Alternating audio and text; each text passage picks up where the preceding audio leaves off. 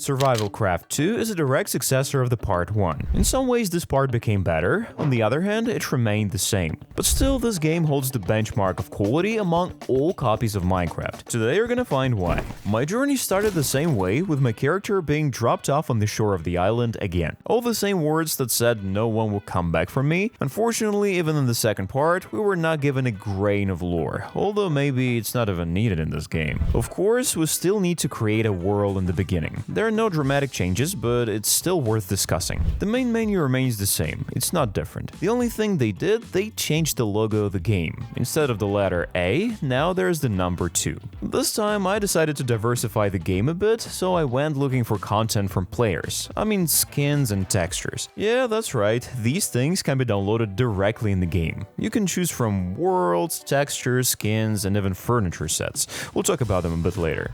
To my great regret, you cannot see what texture or skin you downloaded. You can do that only when you create a world. Then there's the starting position setting, with which we can choose where the ship will drop us off. Easy position, the ship will land us near a forest in a temperate climate. Medium position, the ship will land us somewhere near the desert in a hot climate. And the hard position, this is really challenging. The ship will land us near the winter tundra. Of course you can survive there, but it will not be easy. After all, don't forget the game has a temperature indicator. We'll come back to it. The last innovation is a new game mode, Survival. Back in the day, we only had the trial mode. Survival is something in between a trial and a harmless game mode. Then during the creation, we can select a character. Each player can choose between male and female. Each gender has 4 skins. For the male, it's Walter, Basil, Joffrey, and Zachary. The women are Doris, Mabel, Ada, and Shirley. At the same time, you have the opportunity to download and install your own skin. It's completely your choice. I anticipate your questions like, is there any difference between female and male characters? The answer is yes, and they're pretty obvious. A woman moves quickly and doesn't need a lot of food, but she's weaker than male characters and has less health points. The male is strong, can hit hard, and take a lot of damage, but is slower than female characters and needs more food to survive. The funny thing is that according to the Bestiary, men and women have the same speed of 11 kilometers per hour.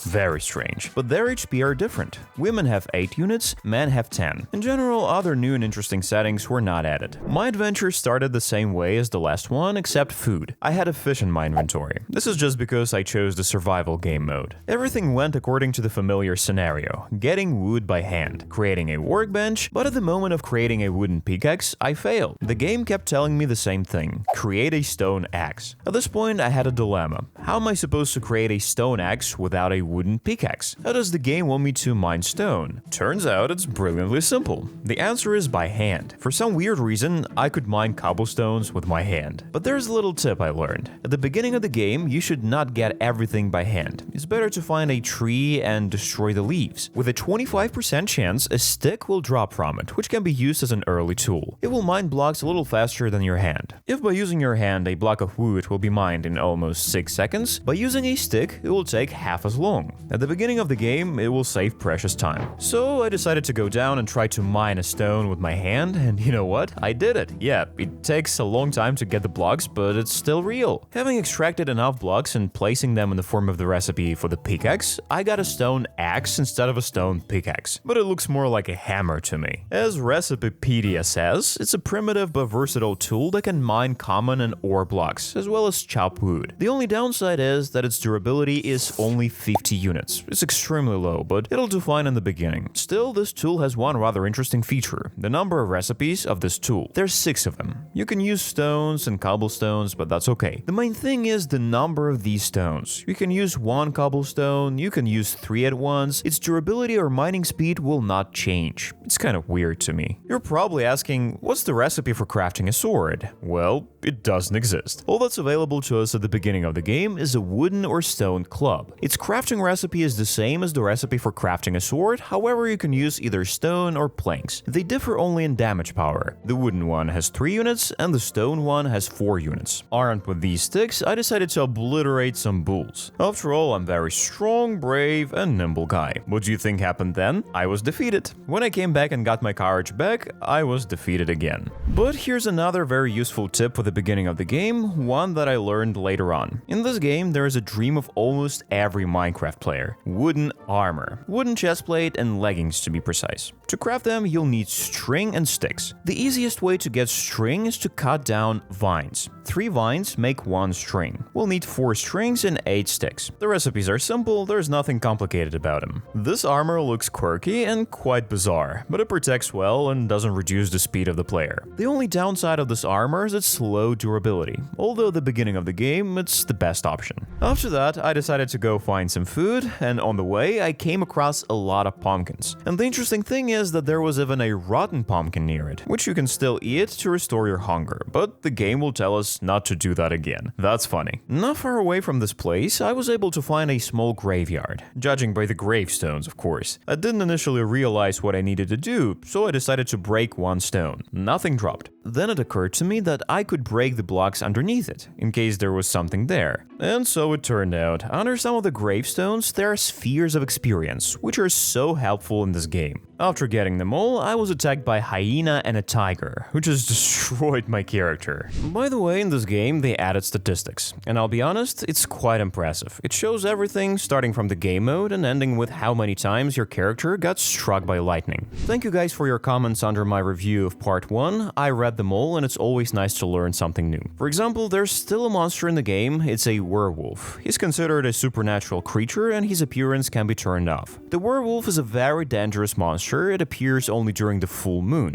A normal wolf turns into him at night, and in the morning he returns to his usual form. The werewolf is a pretty fast monster and has 45 life units. After killing him, he can drop 1 diamond, but only with a 4% chance. As I said in the beginning, there are new aspects of the game that the player will have to keep an eye on. In addition to the usual for this game: health, stamina, food, temperature, and humidity, there's a new sleep indicator. If you don't sleep, you'll have memory lapses, and in the end, the player will simply lose consciousness and will be overtaken by evil animals. Then there is the experience indicator. If in Minecraft experience is important only for the enchantment of items, then in Survivalcraft it directly affects the progression of the character. The more experience you have, the higher get indicators of strength, speed, and health. At the same time, having reached a certain level, the player will be able to use advanced tools. Experience in this game can be gained by mining ore blocks, collecting crops, and hunting animals. In addition to this, there are also sicknesses. If the player eats the same food, raw food, rotten food, he'll get sick. He'll start vomiting, his health will be reduced to 1 heart, he'll be moving slowly and get tired quickly. The best solution in this situation is sleep. There is also cold. It appears if the player is in a cold environment for a long time and begins to freeze. Due to cold, health is reduced to 2 hearts, and any actions of the player will be interrupted because of coughing. The player will move very slowly and also get tired quickly. To heal, you need to lie down in a sheltered place, make a fire, and sleep through the night. There are also a lot of complications in the game. They added hardcore even in a normal game mode. Nevertheless, I want to devote some time to one very useful feature that appeared in this part: the split screen game. If you have friends, you can play up to 4 people on 1 device. Of course, it will not be quite convenient to play like that, but there's such a feature. How does it work? It's simple. I have a tablet, I install the game on it. After that, I need gamepads. I have DualSense. They're easily connected via Bluetooth, and then, when creating the world, when we customize the character, we need to click on the Add Another One button. This will open a window to customize a new character, where we're also free to choose his name, gender, skin, and control device, touchscreen or gamepad. After creating the world, we start playing. Yeah, splitting the screen into 2 parts on a tablet is a questionable thing. We have to place it across from each other and look at it at almost a 90-degree angle to see what's going on. It's not exactly comfortable, but if we consider it as one of the features of this game, it's cool. You can play a bit when you travel by train and whatnot, as long as you take 2 gamepads with you. As I said at the beginning, we have the Bestiary in this part. It's a very handy feature,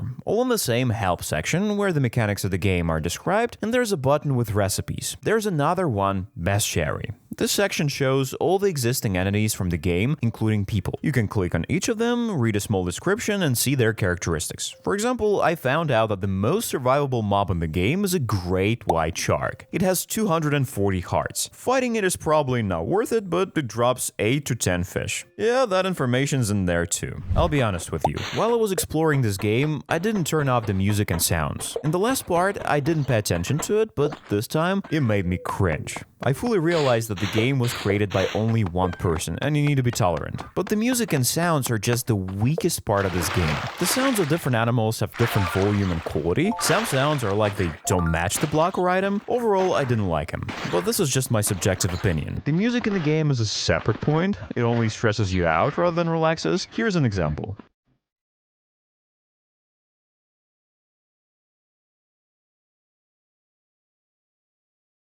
Now let's talk about the furniture. I think it's fantastic. If we look at the existing blocks in the game, then unfortunately we will not find any blocks of furniture there. Everything is limited to the same blocks that exist in Minecraft. The whole feature is that the furniture will be created by you. Now I'll explain how it works. First, we need an iron hammer. You can create it from 2 sticks and 5 ingots of iron. After that, you need to create an item you want to get in a reduced form from real blocks. Let me give you an example of how I create a chair for myself. You know, I'm far from being a builder, so I just take ordinary planks and try to create something similar to a chair from them, without trying to go beyond 16 by 16 by 16 block cube. It's important to make sure that the building doesn't touch other blocks. It's best to build 1 block away from the ground. Once I've created it, I take the iron hammer in my hands and click on our construction. Customization dialog box opens up. Here we can look at our furniture from each side, reflect it, move it in a conditional invisible cube, expand it in each axis, and reduce or increase its size. It all depends on your preferences. It's also important to note that the player can choose the name of the block to be created. In my case, it's Kreslo. Once you have made up your mind, you need to click on the build button. After that, you get your block of furniture. Just look at this marvelous chair. I'm speechless. This is a very cool feature, and it would be nice to see such a thing in Minecraft. Of course, the chair is only a minuscule part. I only created it to demonstrate this mechanic. If your imagination works properly and you're not that hopeless, you can create something truly unique. For example, as I said, you can load other players' furniture packs, all of which can be done right in the game. That's just cool. But of course, not everything is so simple. You can create only 1024 units of furniture maximum, but that should be enough. I will also note that the complexity of your construction should not exceed the complexity of 300 units. As far as I understand, it depends on the edges of your construction.